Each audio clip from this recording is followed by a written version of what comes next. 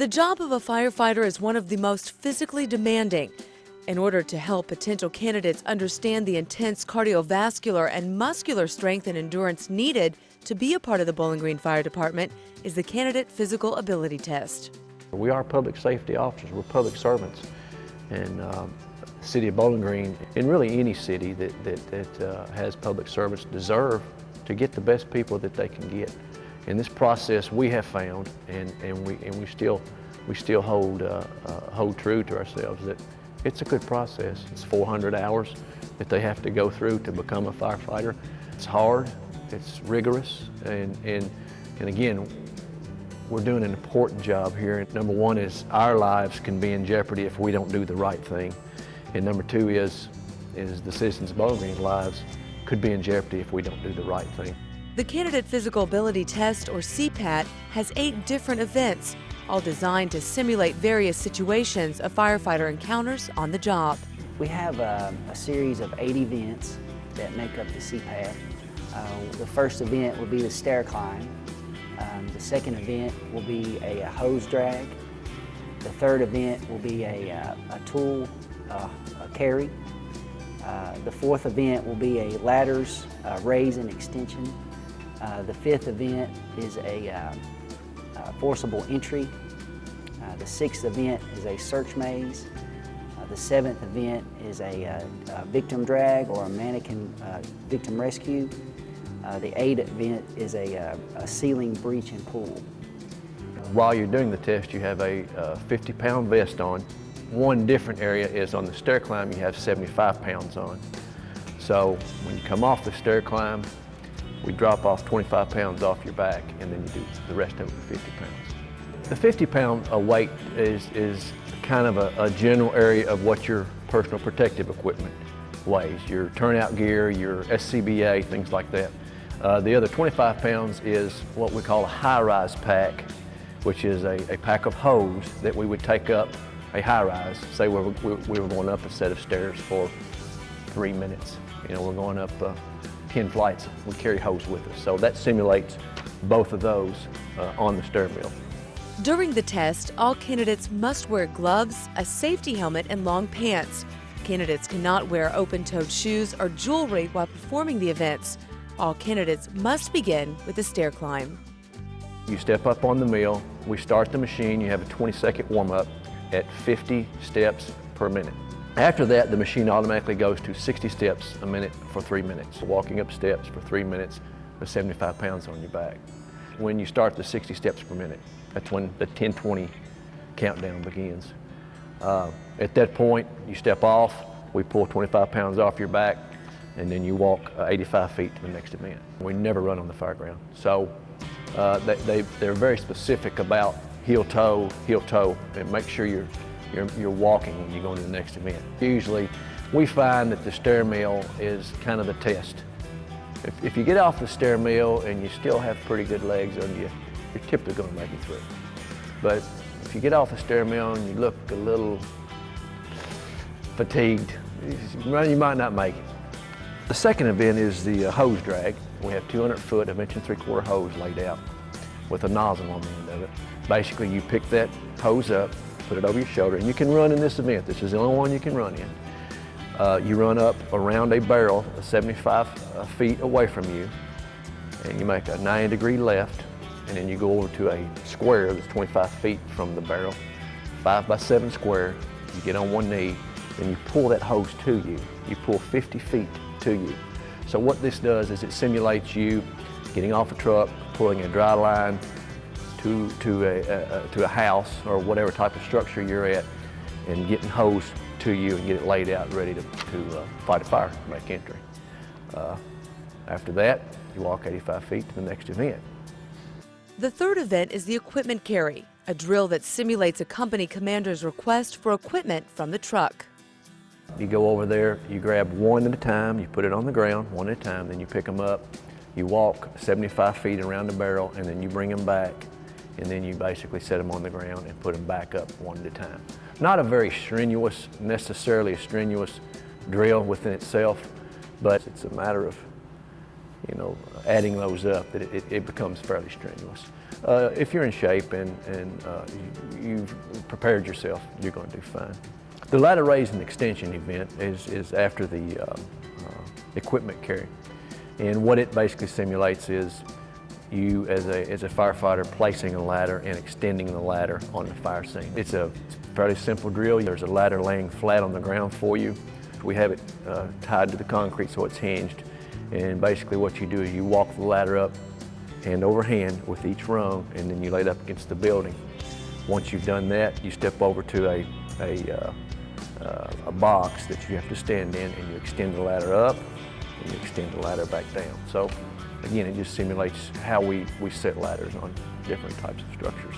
The Force Center, we actually have it's a machine that we purchased for the CPAT.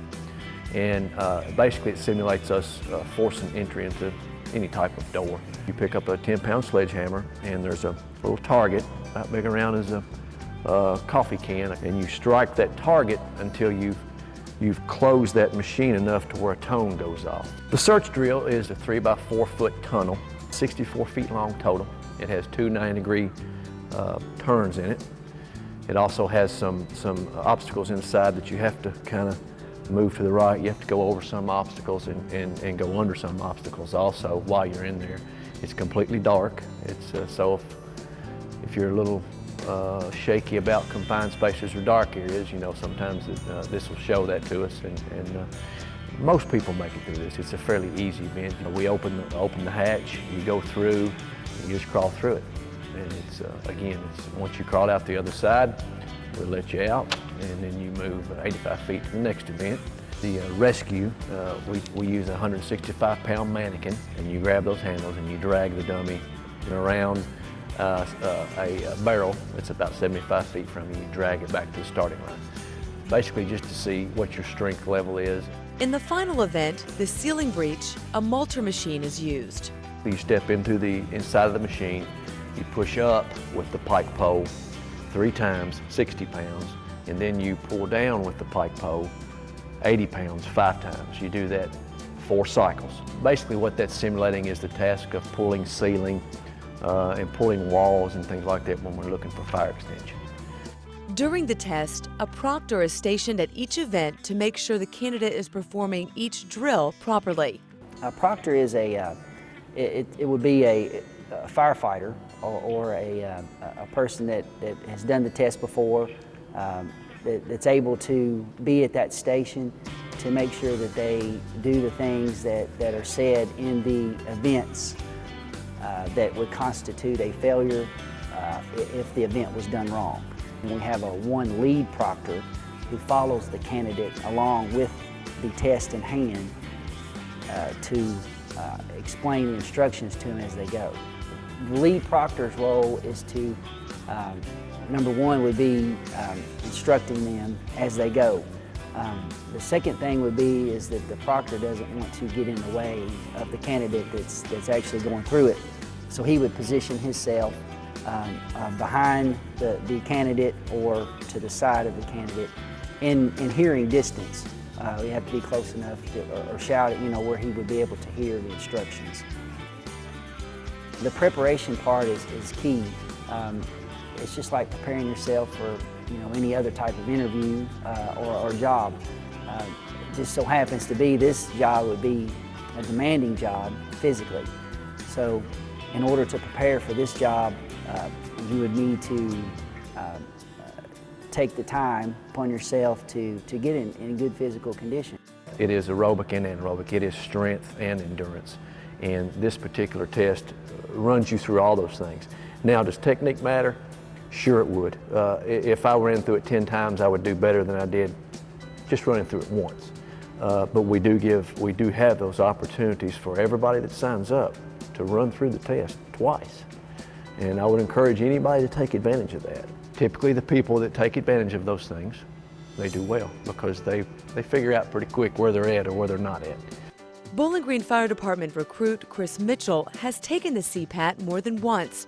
He completed the test successfully in 2009. Prepared for it this year, I think, better than in previous years, just out of experience and going through it a few times. A lot of running, a lot of interval training, trying to use weights, a lot of body weight movements, pull-ups, push-ups, that sort of stuff, and trying to keep your cardio, your anaerobic capacity very high. Not so much the endurance side of it, just trying to keep the heart rate up while you're still doing work. The first time I can remember taking the test, I enjoyed running a lot and was in good shape as far as running longer distances. Came out to take the test and realized real quick that it's a different response on your body. You've got 75 pounds on while you're on the stair stepper for 3 minutes. They pull that off and you begin your test, the rest of the test with 50 pounds on. So the strength was not there for me that first time.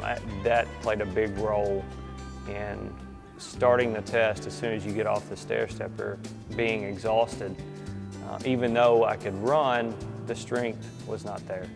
So over the years, I got into more of CrossFit style working out, which you're doing constantly varied functional movements, keeping your heart rate very high, and it may be for a 15 or a 20-minute span.